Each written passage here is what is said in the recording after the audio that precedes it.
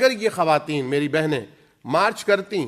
اس بات پر کہ جس طرح بیٹے کے پیدا ہونے پر خوشی منائی جاتی ہے، بیٹی کے پیدا ہونے پر بھی خوشی منائی ہے۔ الحمدللہ میری ایک بیٹی ہے اور میں اسے 10 سن کہتا ہوں، یعنی وہ میرے 10 بیٹوں کی جتنی مجھے محبت میرے دل میں ہوتی، وہ ایک بیٹی سے میں اتنی محبت اپنے دل میں رکھتا ہوں۔ اور نبی کریم صلی اللہ علیہ وسلم کے ہاں اللہ تعالیٰ نے 4 بیٹیاں دیں۔ میرے ایسے دوست جن کے ہاں اللہ نے 2 یا 3 یا 4 بیٹیاں دی ہیں، میں ان سے کہتا ہوں آپ مبارکباد کے حقدار ہیں کہ اللہ تعالیٰ نے وہ رحمتیں جو رحمت للعالمین کے گھر میں اتاری تھیں، اللہ تعالیٰ نے وہ رحمتیں آپ کو بھی ان کے صدقے میں عطا فرما دی ہیں۔